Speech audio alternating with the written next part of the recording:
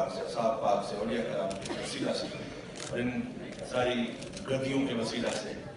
مولا کہ آج جس تقریب میں ہم یہاں پہ شامل ہوئے ہیں، ہمارے بھائی عدیل صاحب، وارث صاحب اور ان کی پوری ٹیم نے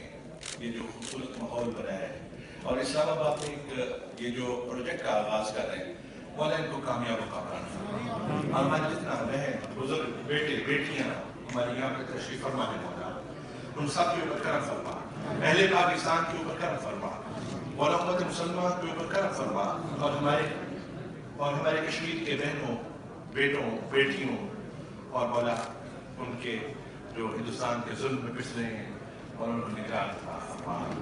اور مولا اس ملک کو ہمیشہ قائم رہے رکھنا، اس ملک کو تا قیامت قائم رہے رکھنا، حاصلوں کی حسد سے بچا، میرے مولا اس ملک کے خلاف سازشیں کرنے والوں سے بچا اور اس ملک کے امن سے کھیلنے والوں سے محفوظ فرما اور اس ملک کو ہمیشہ امن کا گہوارہ بنا۔ میں تو ایک ناچیز سا انسان ہوں، میرے سامنے دائیں سائڈ پر حضرت بابا فرید کے لخت جگر اور میرے بائیں سائڈ پہ حضرت بری امام رحمۃ اللہ علیہ کے لخت جگر حضرت غوث پاک کی اولاد موجود ہیں۔